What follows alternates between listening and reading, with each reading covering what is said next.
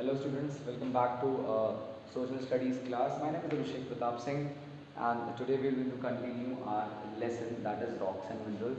So in last video we have discussed the introduction part of it.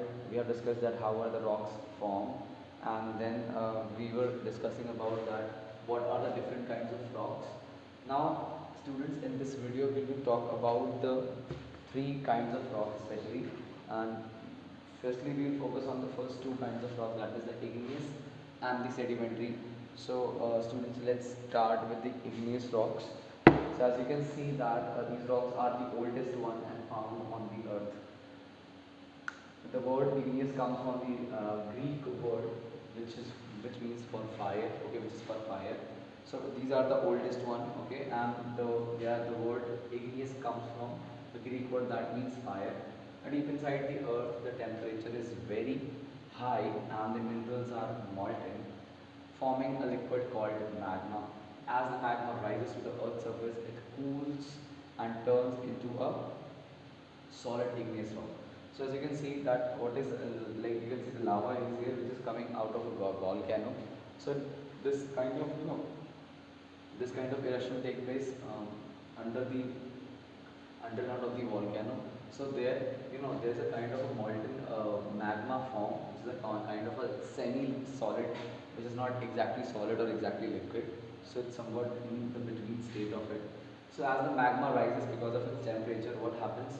So it comes as in the towards the mouth of the volcano, and it cools down and turns into solid igneous rocks. When the volcano eruption takes place, it comes out of the volcano, and it's spread all over its area, and then after some time it cools and turns into a solid igneous rock.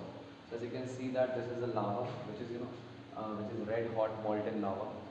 It is not yet converted into solid igneous rock. So under the heading of igneous rocks, as it is the oldest one, so we have few kinds of igneous rock. So as you can see, the first one is a granite.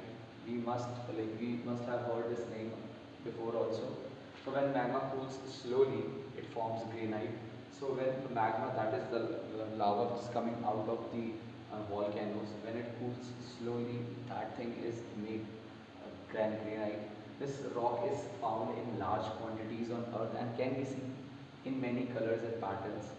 Granite is strong and is mainly used as a building material. So we have seen the use of granites at various places, in the buildings while constructing, especially on the slabs of the kitchen and on the pillar area, right? So we just use these, granite to cover such areas, and especially you can see on the stairs we use it because it's a very smooth rock. I mean, it's too smooth kind of rock, and it is strong also, and we generally use it for the building purposes.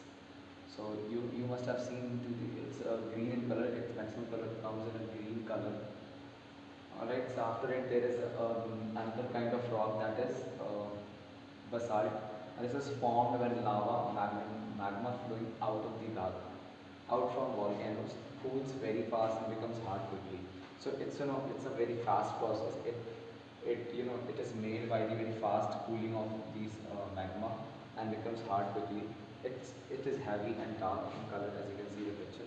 So picture may be very not much clear to you. You can use your book here.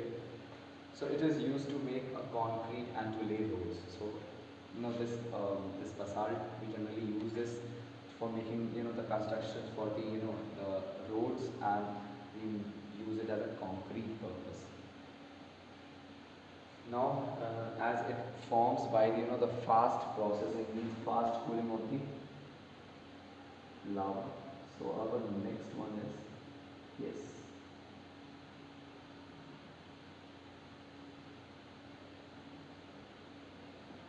So after that we have obsidian.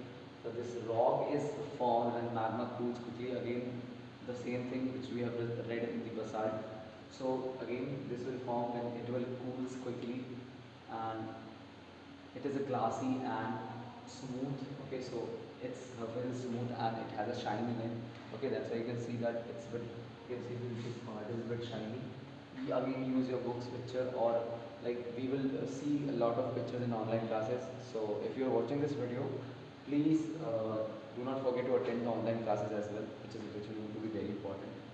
So obsidian is a hard but breaks easily.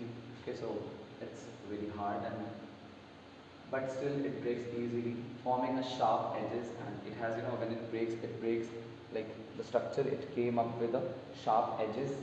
Now ancient human knew how about this property of the stone and used it to form stone tools such as blades and arrowheads.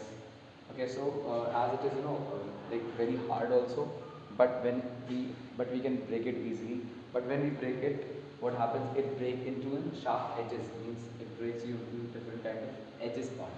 So those kind of things, the property of this stone, or of this this stone was used by the early humans for, for making tools and weapons. Obsidian is found in various colors, can be used to make jewelry too. So yeah, we have, different colors in it, and we can use this obsidian in making jewelry. The last one is the humus. So when lava has many bubbles and cools fast, humus is formed.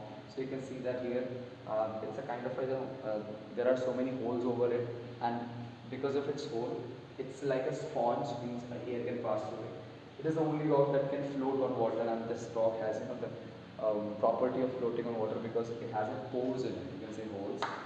It looks like a sponge, and it is used to make body scrubbers to polish furniture. So we use it as a body scrubber. So body scrubber, like we, the kind of a thing, means scrubber means it's a kind of a, small piece of stone which we use to, rub over our body for to clean the skin, and to polish furniture again. It polishes furniture too. This is all about the humus and the obsidian students. After this, we have to go for the next kind of rock, that is sedimentary. So let's see this, what is here. Alright students, so now let's discuss sedimentary rocks.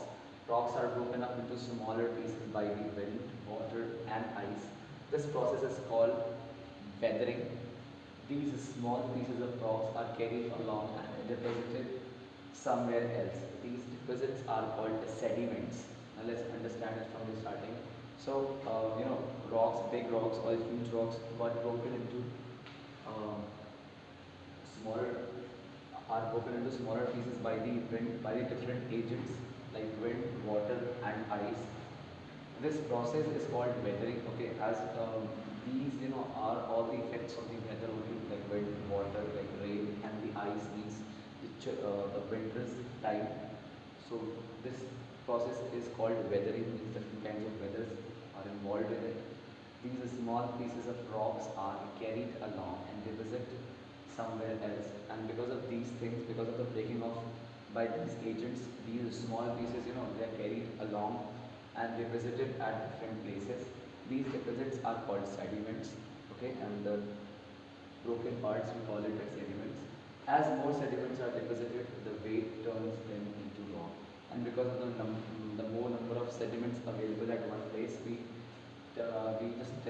call it as rocks. These rocks are called as sedimentary rocks. Okay, because the sediments are in layer.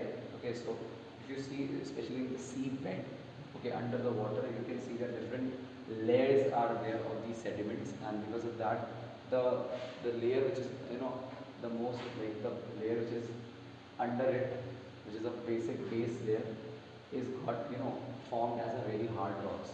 So these rocks are found on or below the earth's surface. Sometimes dead animals and plants are deposited by water and covered by sediments. And a lot of time, dead animals and the plants, and the bones of those skeletons of those animals, those sea creatures, covered by sediments. So sediments just cover up them when they fall on it. Over time, the soft part of these plants and animals decay and leaving only the hard parts behind these sedimentary rocks.